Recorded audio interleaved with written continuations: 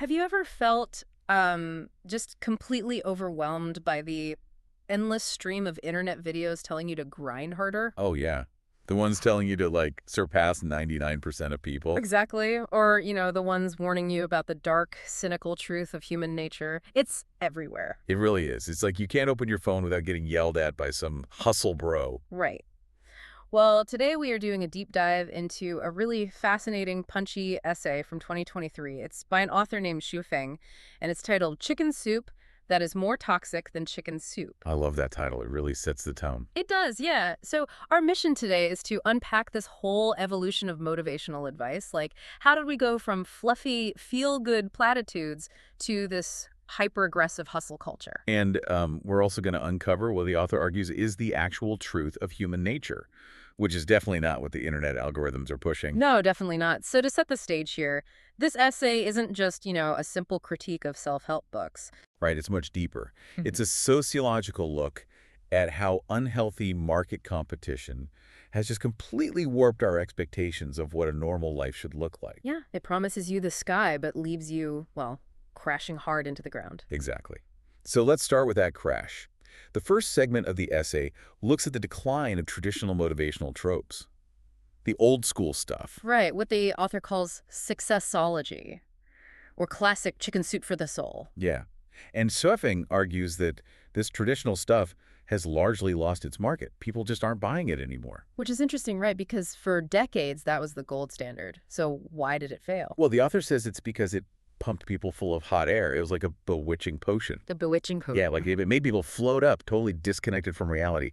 But eventually, gravity kicks in. Right, you can float forever. Exactly. They eventually crash back to Earth, covered in dirt. Because when you actually scrutinize these classic quotes, they're full of contradictions. Oh, the logical loopholes. Yeah, I love how the author just ruthlessly tears down some of these classic chicken soup quotes. It's so funny. That's a great teardown. Which one stood out to you? Okay, so the first one is a quote you've probably seen on like a million greeting cards. It goes, "Be a warm person and you'll find more people want to get close to you." Sounds nice on the surface, right? Right. But the author takes it completely literally. They're like, sure, in the freezing winter, even pigs and dogs will want to get close to you because you're a literal heat source. But then you change the context. Exactly. What happens in the scorching summer if you're radiating heat in July? Nobody wants to be near you, not even the pigs and dogs. It's such a funny, literal way to show that context is everything. These quotes treat human behavior like it exists in a vacuum. Yeah, they strip away all the nuance. And there's another quote the author goes after, which I see in comment sections all the time. Oh, the one about judging? Yes. If you haven't tried it, what right do you have to judge? Right. The ultimate internet defense mechanism. It totally is. And the author just highlights the massive logical fallacy here. Like, do I need to be a pig to judge a pig? Or do I need to be a professional actor to judge a bad movie performance? Exactly. And they take it to the extreme.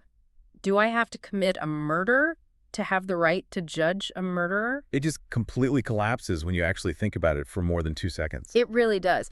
So consuming too much of this ungrounded, illogical advice, it basically makes people lose their grip on reality. And that's the danger. Because when people finally realized this fluffy chicken soup was illogical, it created a huge void. Right, because the internet didn't just stop giving advice. Oh, no. It just pivoted. Yeah, it brewed a much darker, much more dangerous batch of soup. Which brings us to this new toxicity. The modern internet hustle culture.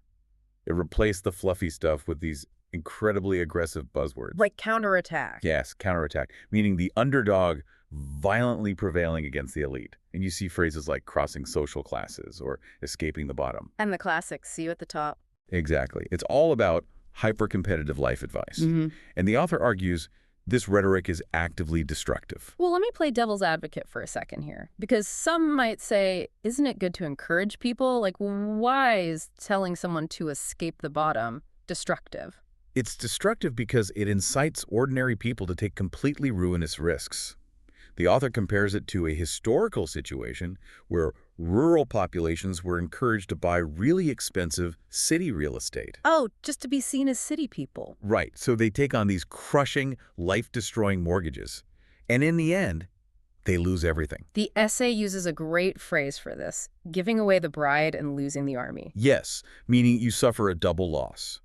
You lose your money and your peace of mind trying to get this strategic advantage that was an illusion anyway. It's incredibly grounded, and the author uses this really sharp analogy to explain the actual odds of this success. The government agency analogy. Yeah. Imagine a government agency posts 3 open jobs, but 300 people apply. The math is just brutal. 297 people are guaranteed to fail. The system is structurally designed that way. Right.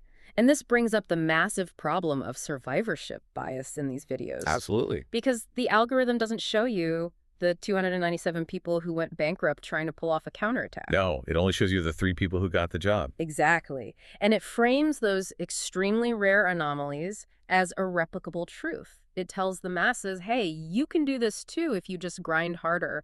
It's deeply deceptive. It is. It's selling a lottery ticket and calling it a business plan. Wow, that's a great way to put it. But it gets even darker, doesn't it? It really does. Mm.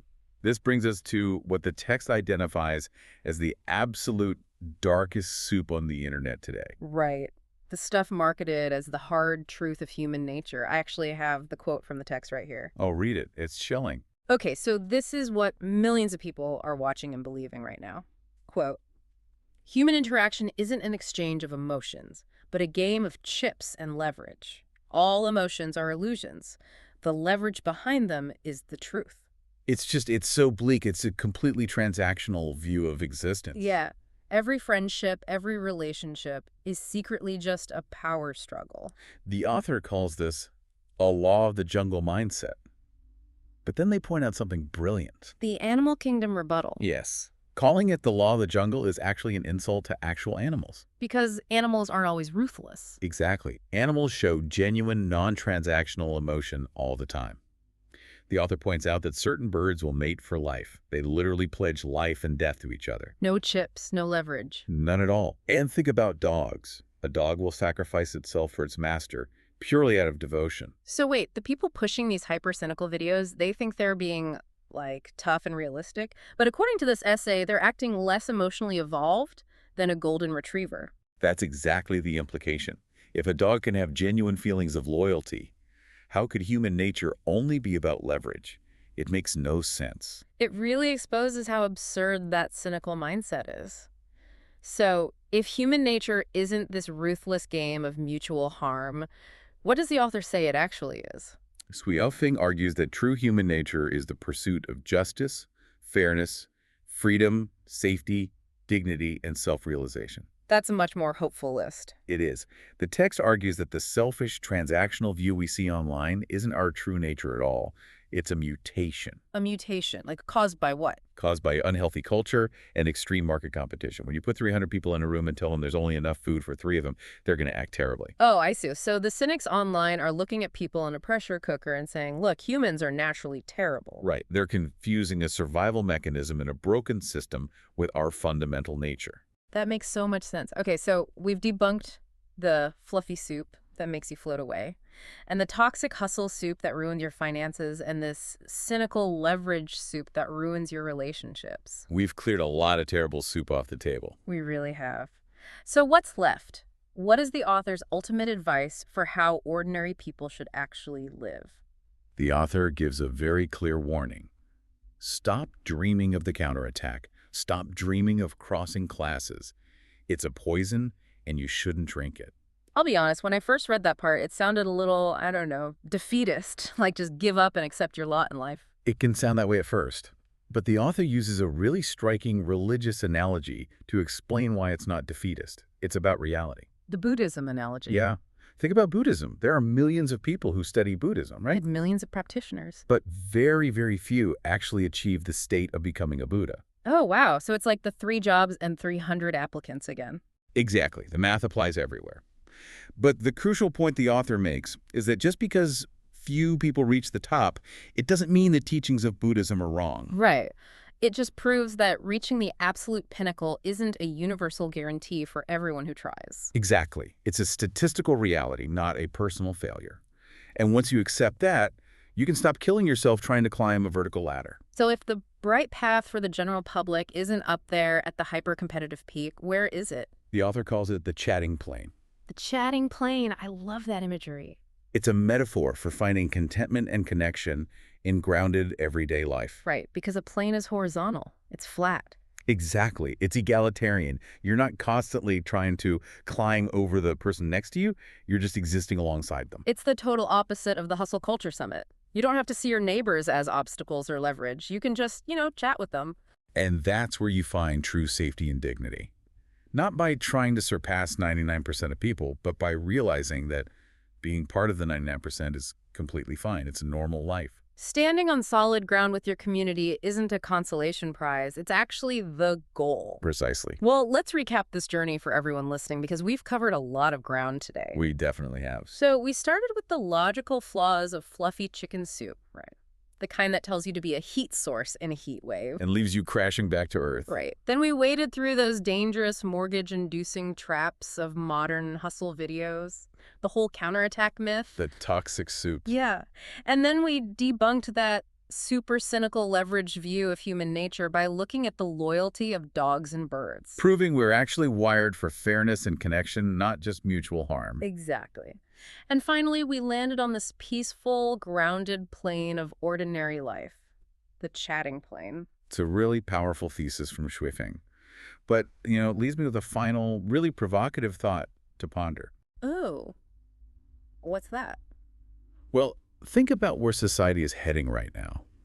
If our internet culture's obsession with surpassing 99% of people is just a toxic side effect of extreme market competition, Okay. what would happen to society's overall anxiety levels if we collectively decided to stop fighting for the summit? Just opted out of the rat race entirely. Right. What if we completely redefined a successful life?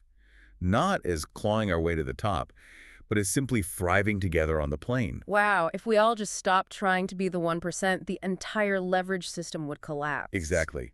It's something to really mull over the next time a video tells you to outgrind your friends. Definitely. Maybe the future doesn't belong to the people clawing their way to the top. Maybe it belongs to the people who know how to build a life on the plane. I think so. Well, that is something to think about on your own. Thanks for joining us for this deep dive.